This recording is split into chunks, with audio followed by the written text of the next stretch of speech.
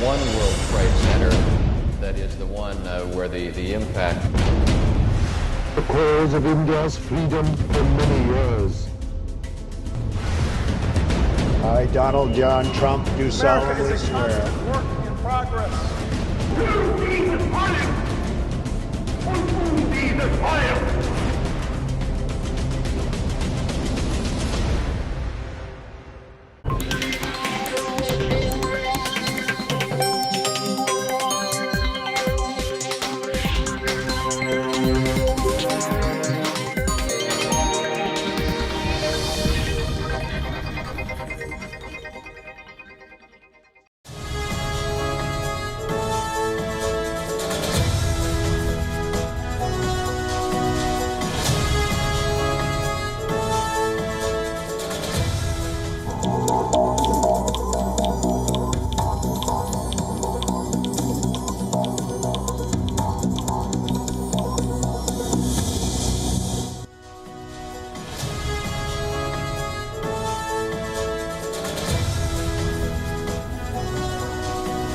Good evening and welcome to Gravitas. I'm Palki Sharma Upadhyay. Let's get started.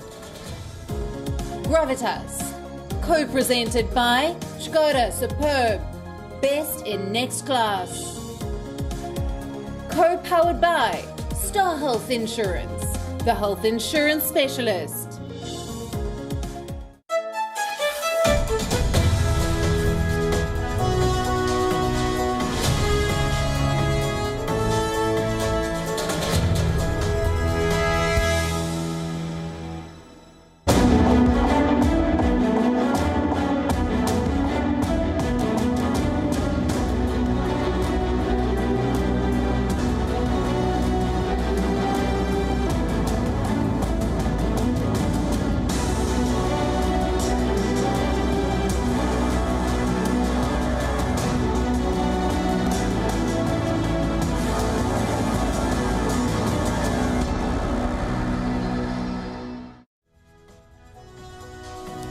It's a question that has dogged Pakistan for decades. It's now back in the headlines. Should Pakistan formalize ties with Israel? 4 Arab countries have. Many more are expected to follow suit. Will Pakistan be next? It's not an Arab country, but nonetheless, the question is very much there. The government says no. The army says no. Israel is not speaking on the record. Why then aren't the headlines dying? Because some in Pakistan are feeding them, led by the Prime Minister himself. He said he was under pressure to recognize Israel. His ministers have batted for it. Some religious leaders too. But are they serious this time? Or just testing the waters? What is in it for Pakistan and for Israel? On Gravitas tonight we'll discuss. These two countries, by the way, have no diplomatic ties. But does that mean they do not talk at all? We'll tell you the backstory as well. Also on the show, the UK approves the Oxford AstraZeneca vaccine. No decision in India yet. As the UK mutation caseload multiplies, we bring you a special report. A new investigation establishes what the world has always known. China constantly tried to fix the narrative on the pandemic and scuttle the probe on its origin. The biggest story in Latin America today, Argentina has legalized abortion. It's a watershed moment for this country and this region. And swastikas on French graves have put the focus back on anti-Semitism in Europe. We'll discuss. We begin as always with Gravitas Global Headlines. A 45-year-old nurse in California has tested positive for COVID-19 more than a week after receiving Pfizer's coronavirus vaccine. The nurse, who works at 2 different local hospitals, said in a Facebook post that he had received the Pfizer vaccine but tested positive a week later. A Chinese court sent 10 Hong Kong activists to jail, despite calls from the United States and the European Union for their release. The whole trial was conducted in secret without the participation of the family. The families upon lawyers never have any access to the trial. The activists had been detained at sea while trying to flee to Taiwan from Hong Kong. These activists have been convicted of illegal border crossing, with prison terms ranging from 7 months to 3 years. The United States has said that it is ready to take custody of journalist Daniel Pearl's killer from Pakistan. The US Acting Attorney General says that if Omar Sheikh escapes justice in Pakistan, then the US stands ready to take him into custody to stand trial in America. The World Health Organization has said that this pandemic is not the worst that the planet has seen, warning that the world needs to get ready for something that may be even more severe in the future. Seeking deportation of former Prime Minister Nawaz Sharif, the Pakistan government has written to the UK government asking it to cancel Sharif's visa. Meanwhile, Pakistan's anti-corruption body arrested the former Foreign Affairs Minister Khwaja Asif. The country's National Accountability Bureau said that he was taken into custody for having assets beyond known sources of income. Russian state investigators have opened a new criminal case against Kremlin critic Alexei Navalny. The opposition leader has been accused of fraudulently spending public donations on his personal needs.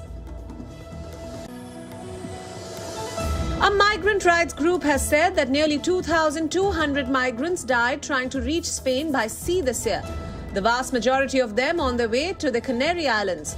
Migrant arrivals in the archipelago increased this year as they looked for alternative routes to reach Europe. Russian researchers have revealed the discovery of a carcass of an extinct woolly rhino dating back to the Ice Age. The rhino, which scientists say is likely to be 50,000 years old, is exceptionally well preserved with nearly 80% of its body intact, including internal organs, the horn and other soft tissues. New Zealand overcame a stubborn resistance from Pakistan to win the first test by 101 runs at Mount Maunganui. Pakistan began the final day's play at 71 for 3, needing a massive 302 runs for victory. But Fawad Alam and captain Mohammad Rizwan's vigil for 380 balls threatened to take the game from the Kiwis. However, the 8th longest fourth innings partnership of all time was broken with 25 overs remaining. And despite Alam's maiden test century, the visitors were eventually skittled out for 271.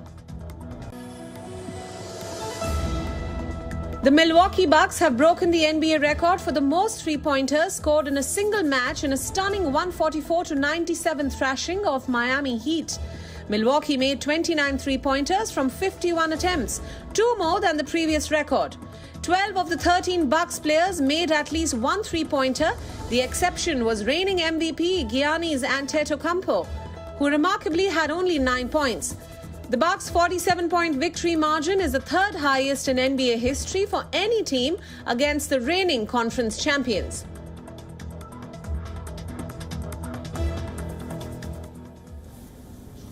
Is Pakistan gearing up to normalize ties with Israel?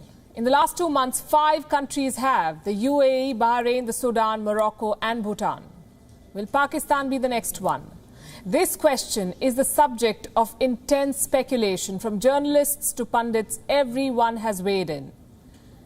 Israel and Pakistan haven't, though. But there are feelers. Tonight on Gravitas, we try to join the dots to answer the question, is Pakistan going to normalize ties with Israel?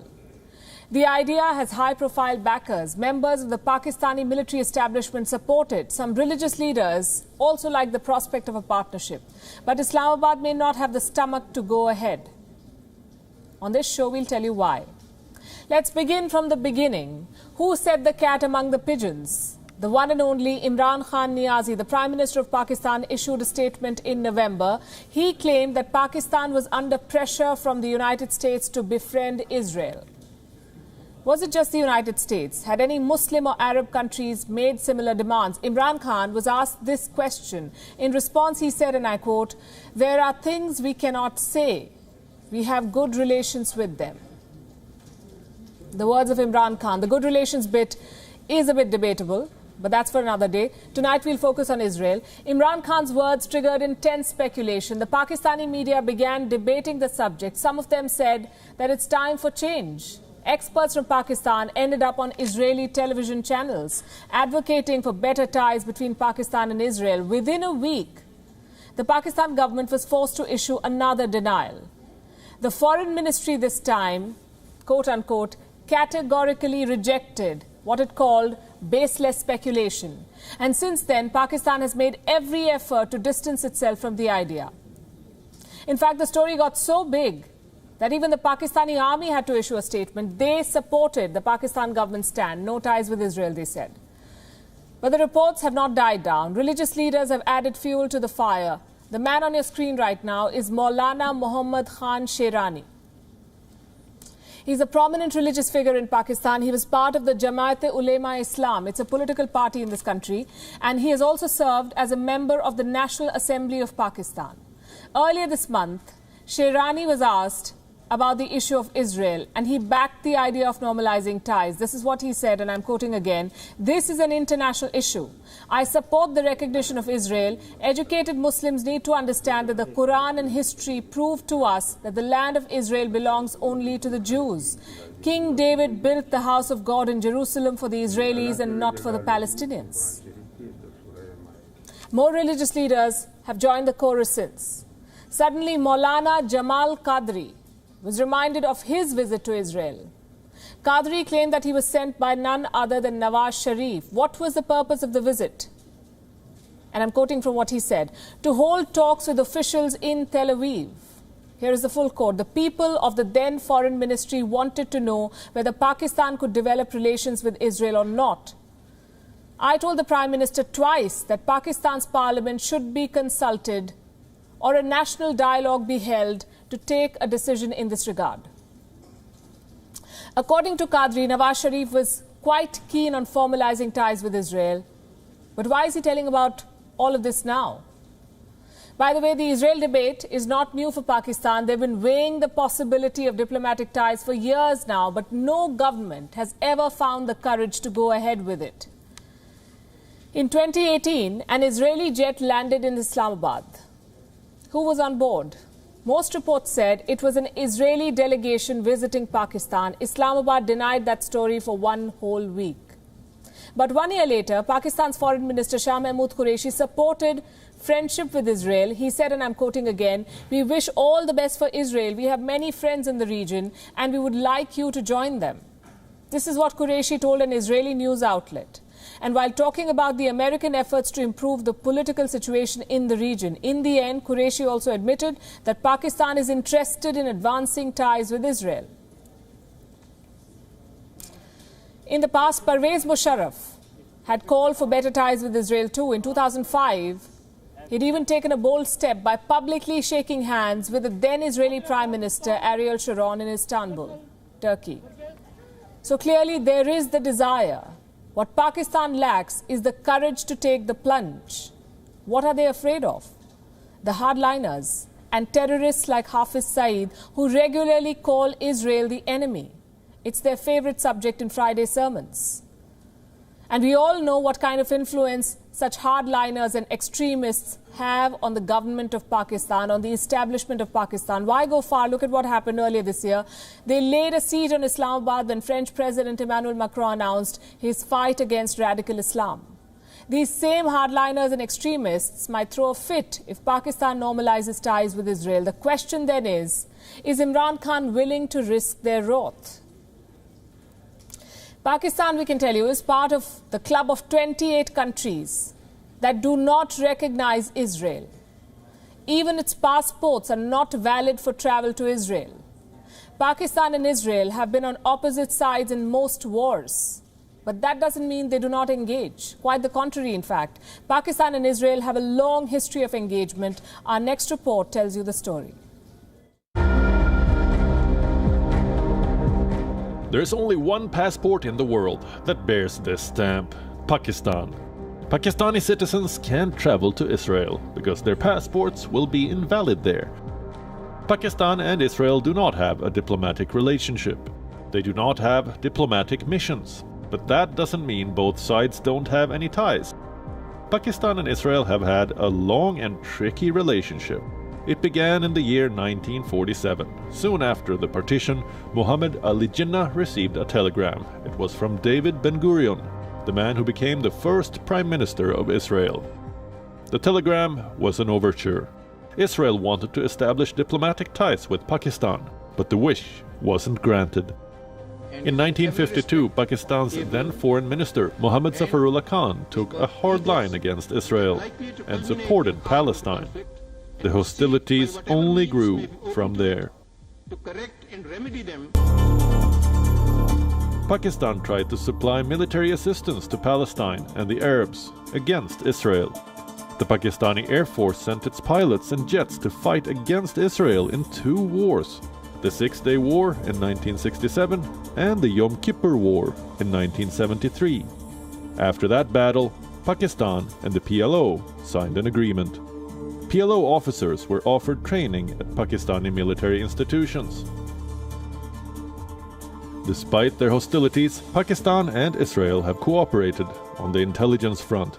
In the early 1980s, Pakistani President Zia-ul-Haq told the ISI to establish contact with the Mossad, a move that would trigger a conflict in Afghanistan. Pakistan and Israel became partners in Operation Cyclone, the American program to arm and finance anti-Soviet militants in Afghanistan. The ISI from Pakistan, the MI6 of the United Kingdom, the Mossad from Israel, and the CIA of America ran Operation Cyclone for a decade. Israel supplied Soviet-made weaponry to the militants in Afghanistan. Pakistan played the role of the intermediary. The ISI gave weapons, funds, and financial support to the militants. Despite the close cooperation for Afghanistan, the bilateral relationship has remained riddled with hostilities. The death of Daniel Pearl added to the mistrust. The American-Israeli journalist was killed by Pakistani terrorists, allegedly with the backing of the ISI. According to a report from the Time magazine, the terrorists believed that Pearl was an Israeli Mossad agent who was operating in Pakistan. In 2003, celebrated French intellectual Bernard Henry Lévy had suggested that Pearl was close to uncovering the ties between ISI chiefs and the Al-Qaeda. Almost a week back, a Pakistani court had ordered the release of Ahmed Omar Saeed Sheikh, a man accused of murdering Daniel Pearl. The Israel-Pakistan relationship is a complicated one, and that's what makes the prospects of normalizing ties so controversial in Islamabad. While Imran Khan has constantly denied reports of overtures to Israel to avoid any backlash, this is one decision that's well beyond his pay grade. Bureau Report, World is One. Israel's Prime Minister Netanyahu wants to expand his circle and Pakistan's Prime Minister Imran Khan wants to join. That's probably the simplest way to sum up the possibility of Pakistan normalizing ties with Israel. What's in it for Israel? More acceptance. For its Prime Minister, the year couldn't have ended on a better note. They've formalized ties with 4 Arab countries, the UAE, Bahrain, the Sudan and Morocco, plus Bhutan. Direct flights now connect Israel with Arab countries. They plan to set up embassies, chalk out bilateral trade, cooperation. What does all of this bring? Better days for Israel's tourism sector, ample avenues to rebuild the economy, which has been hammered by the Wuhan virus. Normalizing ties with Pakistan is not going to hurt Israel. It will open the door to another country. For Prime Minister Netanyahu, it means another feather on his hat, no matter how bad that feather may be. What will it cost Israel? Nothing, at least immediately. Israel does not have to change its policies vis-a-vis Palestine. So Netanyahu gets to eat the cake and have it too. What about Pakistan? Why should Pakistan normalize ties with Israel? For Imran Khan, it's not so much about Israel. It is about rebuilding ties with West Asia, a region that Pakistan has fallen out with, a region that has snubbed Pakistan's military general, a region that is coming closer to Israel, and let's not forget, coming closer to India too. West Asia sees India as a strategic partner. Pakistan wants to make up to them. Because to be honest, there isn't much for Islamabad in Israel. Israel sells weapons and technology, but Pakistan frankly does not have the money to buy anything right now. You may say that Israel and Pakistan can cooperate militarily, and you're right, but that cooperation is already on. And they have been there since the 1980s, those engagements. It's just that they've been under the table, and there is no compelling reason to remove that table after nearly 4 decades. So why should they do it? As Imran Khan said, apparently he's under pressure. He said this on live television. So if he's really thinking of going ahead with the deal, then one must ask a question: who stands to gain? Not Pakistan for sure. Imran Khan will lose support at home, allies abroad, not to mention his face, the face that he's lost many times in the past. Let me explain how this works. For very long, Pakistan has tried to falsely equate the Palestinian cause to what it claims is a struggle in Kashmir. How can it then justify business with Israel? That's not all. Imran Khan also claims to be the true leader of the Muslim world. He will lose that card if he goes with Israel. Pakistan will also lose Iran's support. Unlike Riyadh, Tehran had backed Imran Khan's Kashmir drama. But Pakistan has a history of being ungrateful. It now wants to lean back on Saudi Arabia. By doing so, Imran Khan stands to lose the support of Turkey. Not just support, Turkey's vote in the FATF. It is very complicated for Islamabad. So it should do all of this in return of what? Some modest Israeli trade and investment perhaps, and that too may not happen given Pakistan's economic status and precarious security situation. So who does this deal make sense for?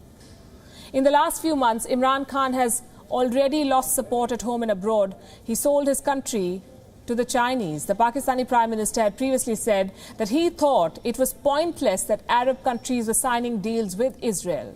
Now, if he signs one himself, the captain will score his home run of blunders. We'll wait and see what happens.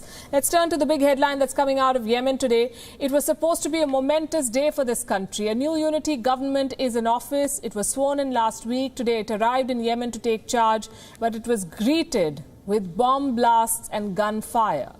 The images are chilling. Take a look at what happened at the airport in Aden. منظمات المجتمع المدني لكل شرائح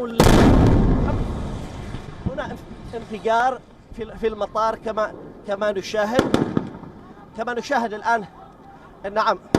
نعم هذا هو الانفجار كما نشاهد، ولكن المطار في الصالة. لا نعلم ما هو Explosions and gunfire. The moment the plane arrived in Aden, at least 16 people have died. 16, dozens more are hurt. Reporters on the ground heard 2 blasts. The explosions destroyed vehicles and shattered glass. The airport was filled with white smoke. The attack happened right at the moment when the new cabinet of Yemen was deboarding the plane. They had returned from Riyadh. That's where they had taken the oath of office. Last week, a power-sharing deal was brokered in Saudi Arabia. The government has begun work on a deadly note today. But Yemen is no stranger to such violence. It's a country that's been devastated by war. Unfortunately for Yemen, it has no big oil, no strategic players, no attraction for global power brokers, no appeal for headline hunters. Yemen's is a forgotten war. Let me give you a brief history. Yemen saw violent protests in the Arab Spring in 2011. The president had to agree to transfer power after ruling Yemen for 33 years. Saudi Arabia oversaw that process of transfer. The violence continued. Many factions came up, including an armed resistance called the Houthi militia. It was backed by Iran. It opposed Saudi Arabia's influence in the region. Yemen became a site for a proxy war between Iran and Saudi Arabia. In 2015, the Houthis tried to take control of the entire country. They forced the new president to leave. He now lives in exile in Saudi Arabia. In the same year, in 2015, the Saudi-led coalition launched a military operation to defeat the Houthis. But Iran continued to arm them. The spiral of violence continued. More people suffered. In 2019, Saudi Arabia brokered a power-sharing agreement, an agreement to give equal representation to all regions in the government in Sana'a. A new government was formed. It was supposed to jointly take on the Houthis. On the day of the oath-taking, President Hadi said the government is moving towards a new Yemen. Today we are facing a new phase that must prevail in brotherhood and association. We need to reject division, direct towards building the state and its institutions. We need to resolve the concerns of the people and face challenges and move on towards the path of the future of a new Yemen.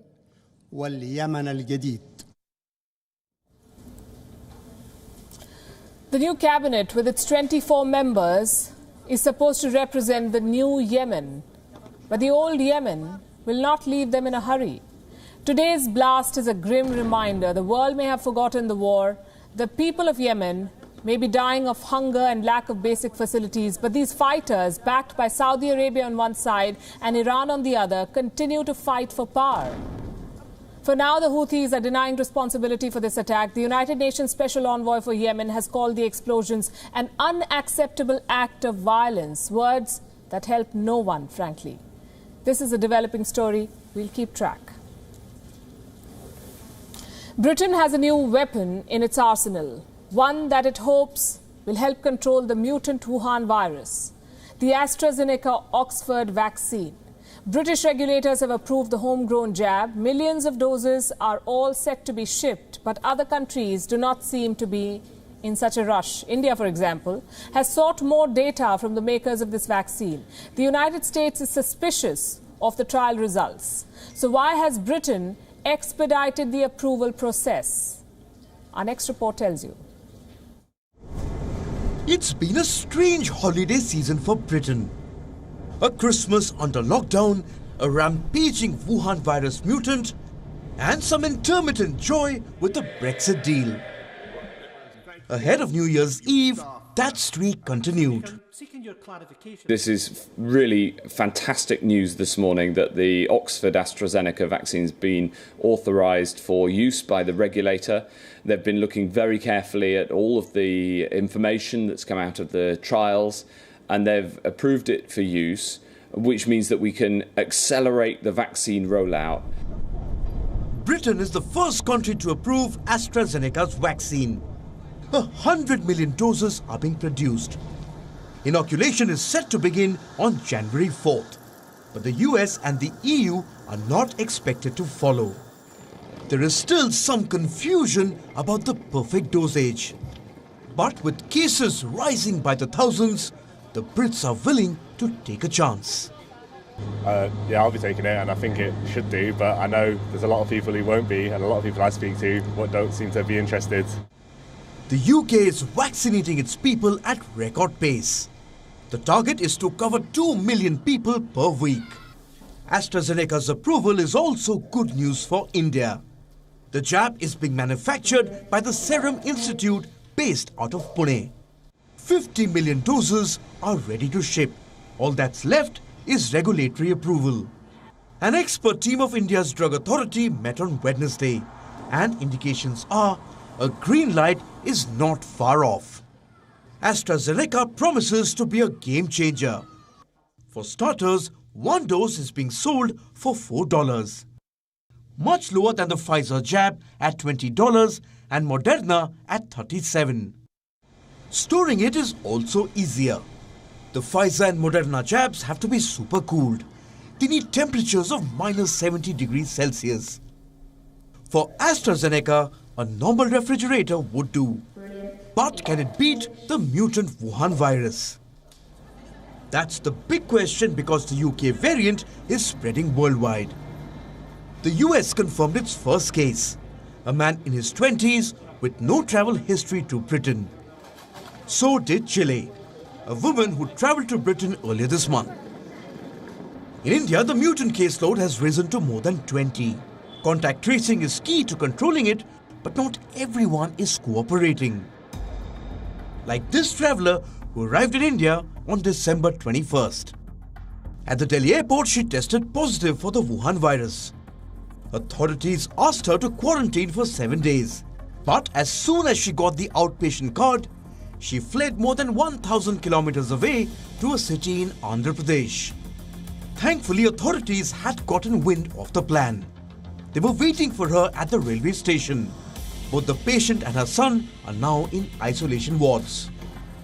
In the eagerness to put 2020 behind them, people are playing fast and loose with virus control measures. But the final hurdle is in sight. Now is not the time to let up. Bureau Report, WION, World is One.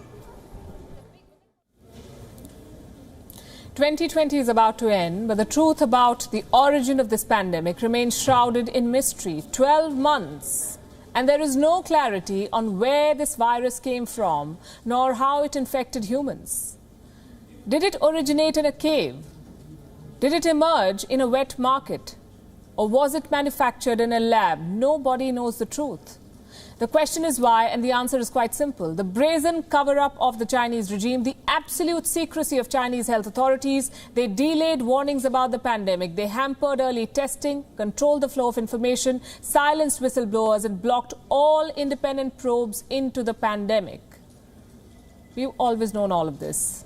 I've been saying this for almost a year now.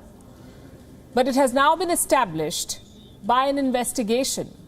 Some journalists at the Associated Press managed to launch a hidden hunt. They traveled across China to trace the origins of the virus. They interviewed dozens of Chinese scientists, went through hundreds of confidential documents. Their investigation has established a pattern of government secrecy and top-down control. The hunt began in the lush mountains of southern China, at the Mojiang mine located in China's Yunnan province. In 2012, 6 miners spent 14 days removing bat feces from a mine shaft here. Later, they showed symptoms similar to the Wuhan virus: cough, fever, shortness of breath. The Mojiang mine became an area of intense scientific interest. As of today, it has become a black hole. You get no information from there whatsoever. The journalists who tried traveling to this mine were tailed by policemen in plain clothes and multiple cars. They blocked access to all roads that led to this mine. The team then traveled to Wuhan, the ground zero, to the Huanan seafood market to be precise, a sprawling complex where some of the first cases of this virus were detected. The journalists were blocked here too, but they managed to obtain internal data from the Center for Disease Control situated in Wuhan. And these documents are now on your screen. The findings are as follows. The Chinese government ordered CDC staff to not share any data, any specimens or other information related to the Wuhan virus. This notification was then spread to all universities. It was shared with companies and medical research institutions. No one should share information. That was the diktat. The communication and publication of all research was ordered to be orchestrated like a game of chess. Public opinion teams of the Communist Party were asked to guide all publications. Absolutely nothing was released, besides propaganda, of course. The leaked documents show that Beijing gave Bi Yuhai, the person on the screen, a researcher at the Chinese Academy of Sciences, Beijing gave him a 1.5 million renminbi grant to spearhead the research into the virus origins. 1.5 million renminbi is close to $230,000 US. What followed were a series of conspiracy theories that the virus originated elsewhere outside China, in contaminated packages of frozen fish from Europe, for instance, in trafficked pangolins from Southeast Asia, anywhere but China. And how can we forget the biggest theory of them all? The virus was apparently brought by US Army troops who visited Wuhan for the Military World Games. At every step of this investigation, the journalists were followed, their movement was monitored, specialists and Chinese citizens were asked not to speak to them. The clampdown on this hidden hunt flowed right from the top. Besides the leaked CDC documents, these journalists faced pretty much a dead end everywhere they went. It's been 1 year. The Chinese regime is strictly controlling all information into the origins of the pandemic. It is clamping down on journalists while actively promoting fringe theories that the virus came from outside China. And the World Health Organization is not making things any easier. It has dragged its feet for far too long on practically everything. The health body's officials have been traveling to China, yes, but all they have to offer to the rest of the world is reassurances. So let me say this, the truth about the Wuhan virus may never really emerge. 12 months is an awfully long time for any government to wipe out all evidence. If the government we are talking about is China, it is a very long time. The evidence is as good as gone. Argentina has become the first major Latin American country to legalize abortion. The country's Senate voted in favor of choice after a marathon debate. Women will be allowed to abort up to 14 weeks of pregnancy. Currently, only 3 Latin American countries allow abortion. Many do not make exceptions, even in cases of rape or risk to a mother's health. Here's a report. Propongo concretamente que se vote en general y en particular. Resulta aprobado con 38.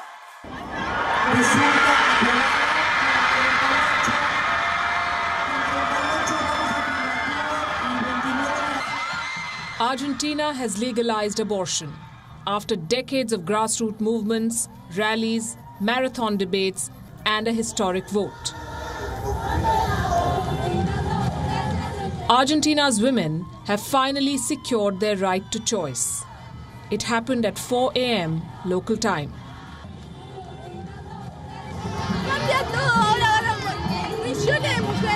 It changes everything for millions of women. This is health. This is public health. This is not a question of morals. It is not a question of ethics.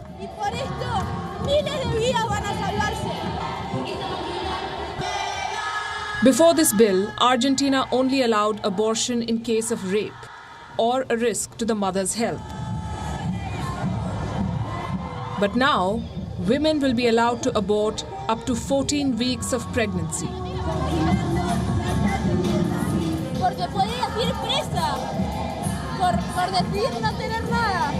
Many women died for this to be law today.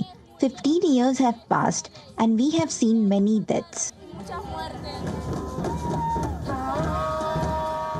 At least 3,000 women in Argentina have lost their lives to clandestine terminations. Around 38,000 others land up in hospital every year.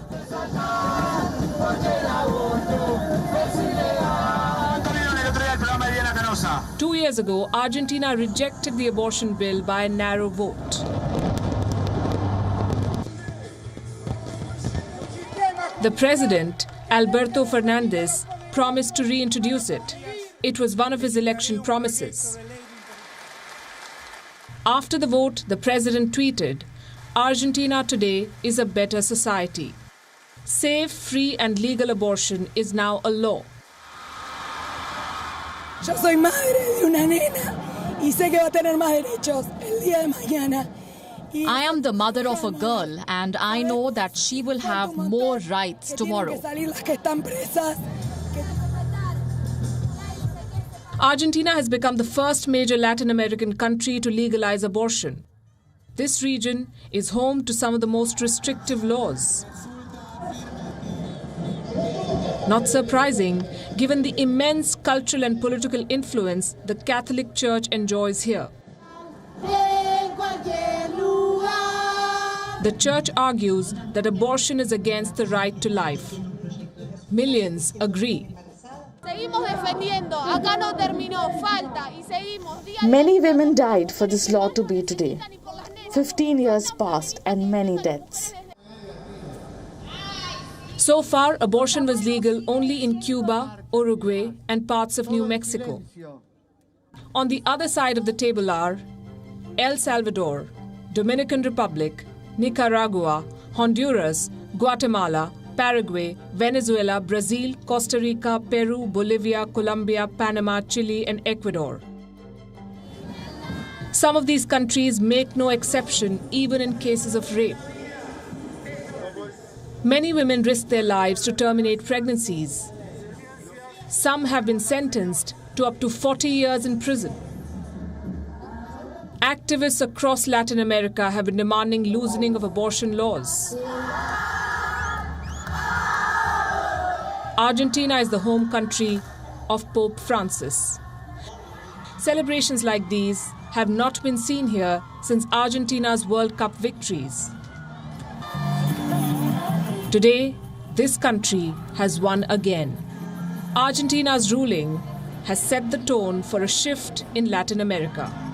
Bureau Report, WION, World is One.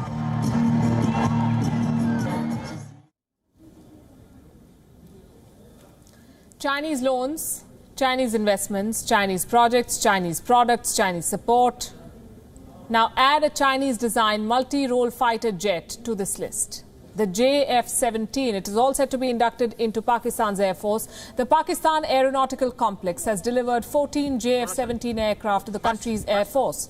The Pakistani media is comparing this aircraft with the Rafale jets obtained by India. The Pakistan government is calling it a significant milestone in national defense. But is it? We decided to do some research, and this is what we found. Number one, the JF-17 jets that the Pakistan Air Force has received have only been assembled in Pakistan. All its parts and spares come from China. Its serviceability and life cycle is also maintained by Chinese engineers. And what does the world say about Chinese products? Well, why state the obvious? Point number two, the reputation of this aircraft. As of the 30th of December, the jets are operational only in Nigeria and Myanmar. Even in Pakistan, 40% of the existing JF-17 fleet is grounded for technical and structural issues, which brings us to point number three. And it's a technical one. The engine used in the JF-17 jets is called RD-93. It is a cheap variant of the RD-33 engine from Russia, which was declared useless. Pakistan chose it because of its price tag. It costs less. But this engine is notorious for generating thick black smoke, something that can be easily spotted from tens of miles away. So we say good luck in being discreet. And point number four, air-to-air refueling. Look carefully at the image on your screen. These are Rafale jets getting mid-air refueling at almost 30,000 feet. But unlike the Rafale, the JF-17 has never carried out air-to-air refueling because it has no such feature. The Pakistan Air Force carries out this exercise on ground. I do not want to delve into the weapon systems or the aircraft's weak structure because then things will get really embarrassing for Pakistan. So I'll wrap with this. If inducting 14 more JF-17 jets is a huge, significant milestone, then so is throwing a rock a few feet in the air. The swastika, an enduring symbol of well-being and good luck for millions of Indians.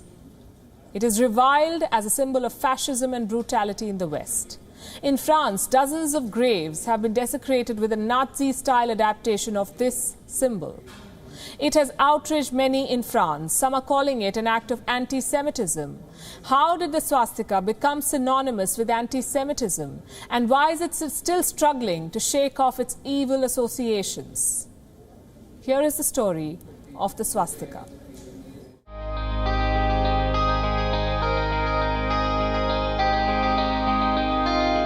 It's a sign of good luck. In Sanskrit, it translates into well-being.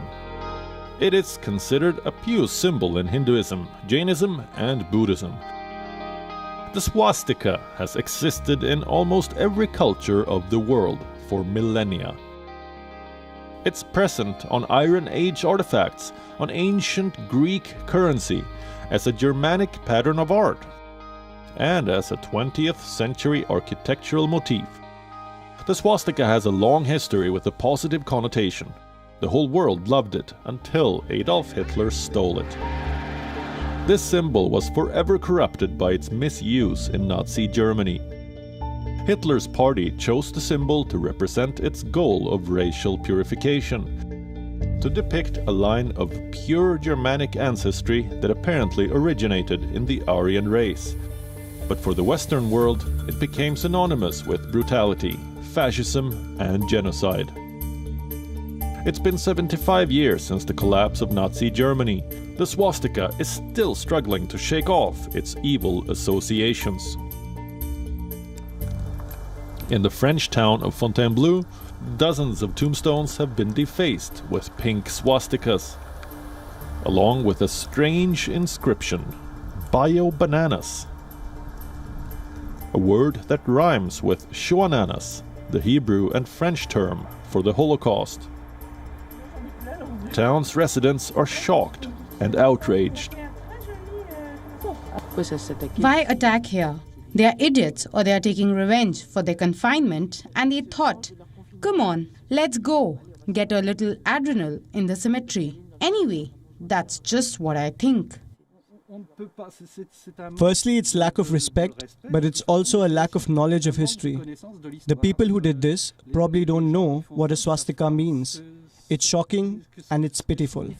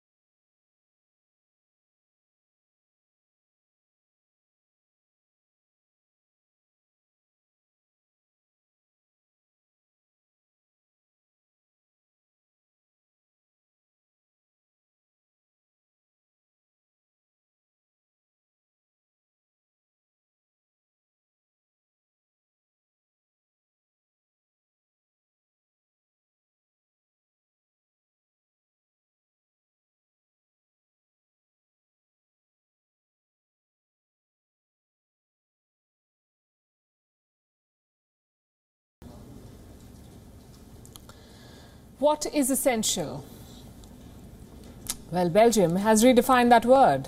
The Belgian government has categorized chocolate and beer as essential items in order to allow the shops to stay open during the lockdown. Does this remind you of something? Sometime during this year, Belgium had also asked its people to eat 2 servings of fries every week. The French were told to eat more cheese. So as we end 2020, why not look back at how the pandemic changed our platter? Here's a look. To meet or not to meet? That was the question when the Wuhan virus pandemic struck. Meats became rare. Meats too became questionable. Medium, rare or well done. The rumor was eating meat could spread the virus. Vegetarians munched on the idea. A Twitter user preached. Breaking God's commands led to disasters like these. Hashtag no meat, no coronavirus. Experts soon clarified. Meat is safe, meeting not yet.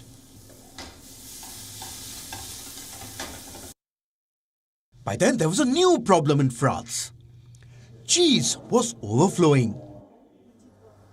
Sales had slumped 60% by April. Restaurants and non-essential shops were closed. Exports had fallen. France was sitting on 246 varieties of cheese. Less than 8 weeks of shelf life, 0 takers, and just one option, say cheese.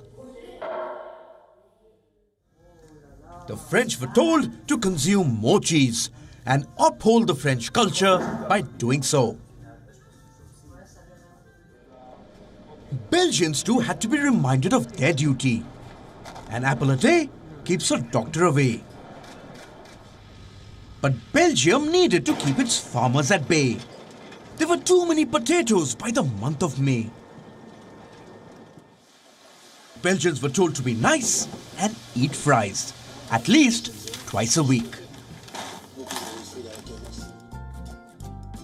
Then came the Dalgona coffee with its aroma spread all over the internet. And a promise to cure the pandemic hangover. A white base with mix of instant coffee, sugar and water on top. Delicious to look at, taxing to make. It was just one of the many jokes 2020 had in store. The year also had a lot of homemade bread. The quarantine turned people into home chefs. So they began baking banana bread, whole wheat bread, multigrain, sourdough and focaccias. Most looked edible, some not so much. The pandemic also brought gourmet food to our doorsteps. High-end restaurants adapted to the new normal. They began home delivering. Alcohol too made its debut online in many parts of the world. And just when we thought we could raise our glass to the Wuhan virus vaccine, the makers of Sputnik V warned us against it. No alcohol for 2 months after the Sputnik V shot. Is cake allowed? Bon appetit. Bureau Report, WION World is One. Yes, this year has given a lot to all of us to chew on. We'll wrap on that note, leaving you with Gravitas Images. Thanks for watching.